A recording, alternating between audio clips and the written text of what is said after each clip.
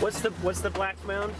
This is compost. Okay. So this is, you start off with usually animal manure, you know, and organic matter, so this stuff is. So you need a 35 parts carbon, or organic matter material, dead matter material, and you need 1 part nitrogen, typically, okay? And there's adjustments you have to make. Again, it's like being a chef. You have to start mixing it. 3 parts carbon, 1 part nitrogen. 35.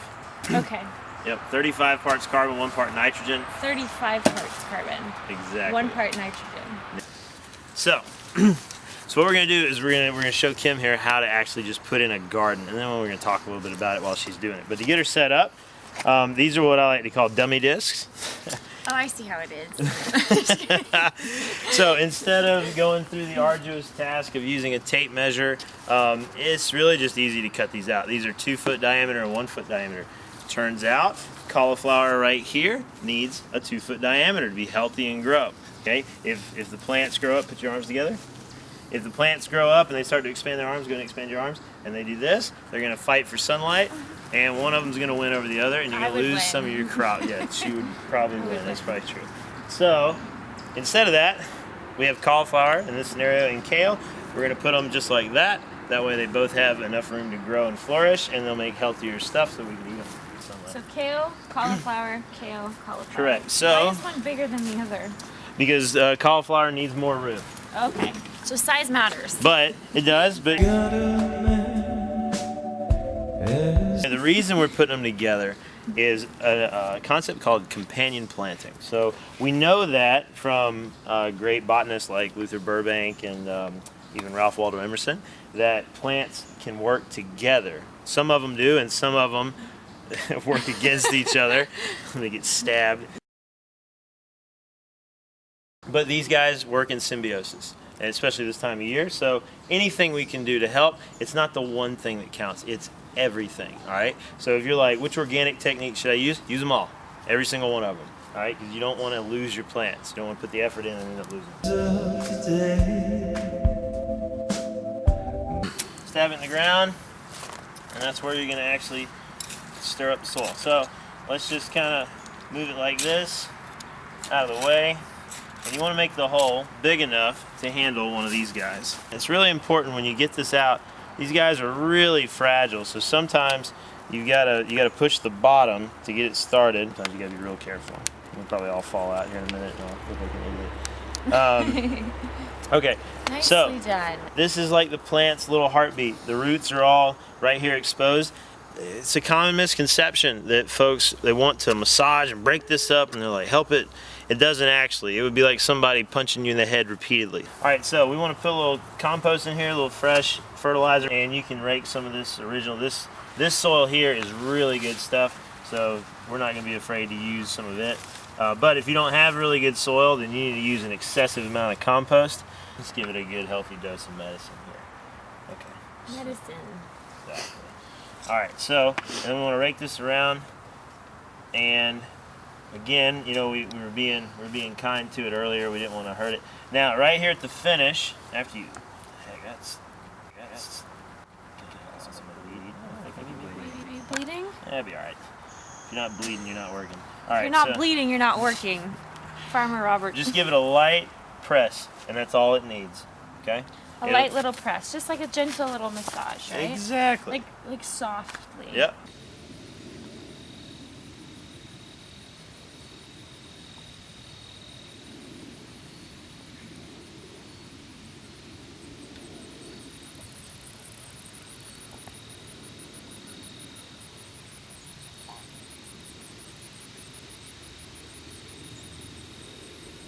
Explain to me what maximum yield means. Means getting the most out of this thing. No, so there's a common misconception, but there's not a lot of folks gardening because, and I believe the misconception is that it's difficult. Like it's just this difficult, hard thing to do.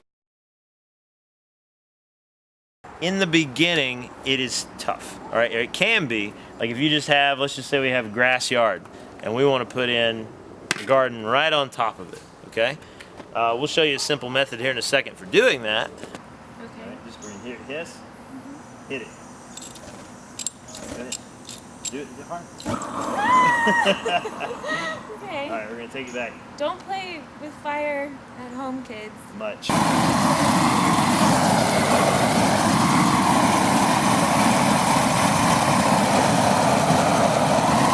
You go down a spade length, right? We're teaching Farmer Dan here how to dig a hole. That's my name, Farmer Dan. Farming for just about all my life. What do you love about farming, Farmer Dan? My new life, which started about an hour ago. What do I like about it? I like the earth and the soil. Because we're alternating kale, cauliflower, kale. And why do we alternate, Farmer Robert? Well, we alternate so that we can have pest confusion. Yes. So that we don't necessarily have the problems that monocultured or monospeciation farms do. I would say one of the biggest issues with modern agriculture, or at least the giant farms out there, the mega ones, is they grow one thing and one thing only. These big mega farms using chemicals, they always are having to fight. They have to constantly battle Mother Nature to have that monospeciated single crop, which is why the chemicals are necessary and the antibiotics and all the sides, herbicide, pesticide, fungicide, you name it. Speaking of fungicide, look what I found over here. I'm just gonna keep digging. All right, you do your job. Mushrooms. Do you know what kind of mushrooms these are? Tell me a little bit about why these mushrooms are growing here. So these little guys, okay? Are they safe to eat?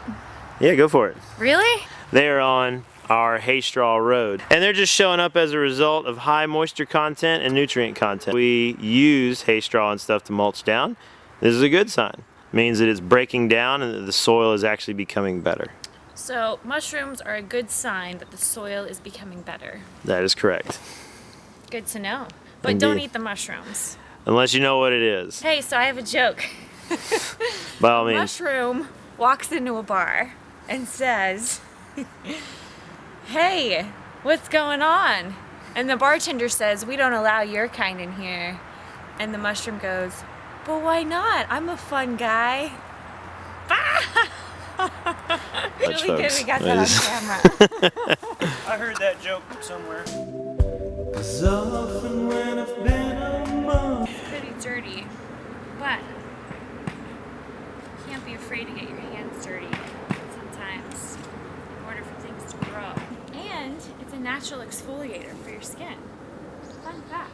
I don't know if all dirt is a natural exfoliator for your skin, but I do know that sand is a natural exfoliator, so I'm sure dirt, You've been hanging around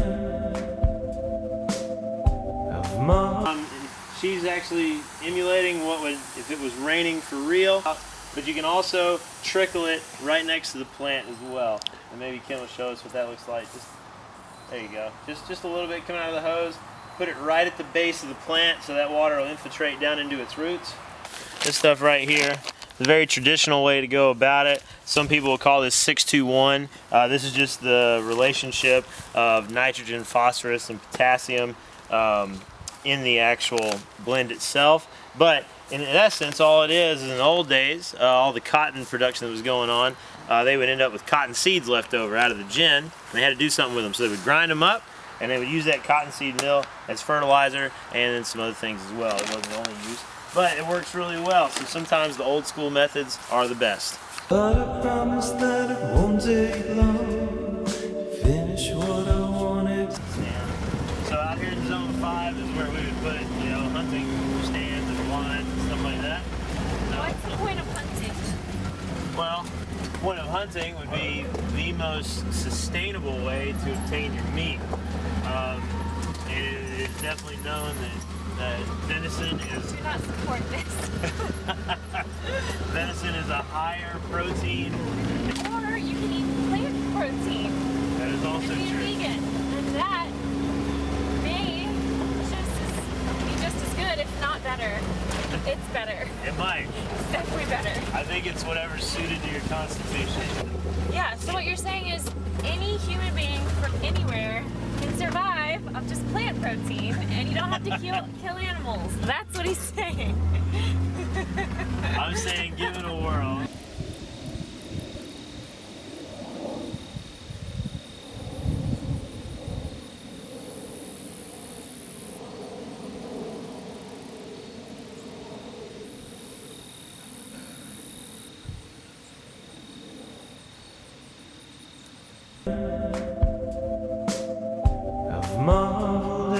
He's getting a lot better. He was.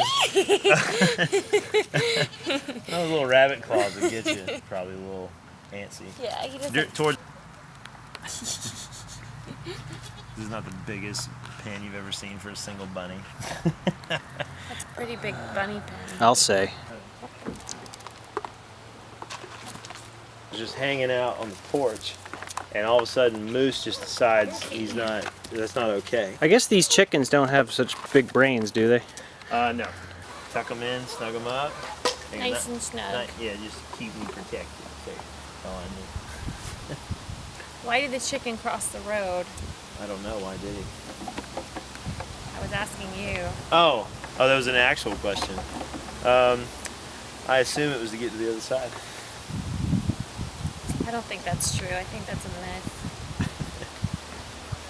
Fly? I'm gonna let you free. He's shaking his head. Flap your wings and fly! He flew! A little exercise. Ah. I've marveled as he built you up, to watch him as he whittles you down. And it looks like the stars